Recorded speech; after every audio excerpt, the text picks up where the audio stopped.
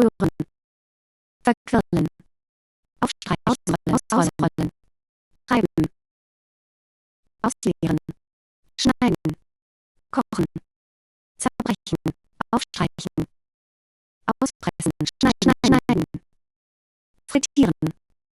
bestreuen, auspressen, grillen, gießen, backen, schälen, zerhacken, kneten,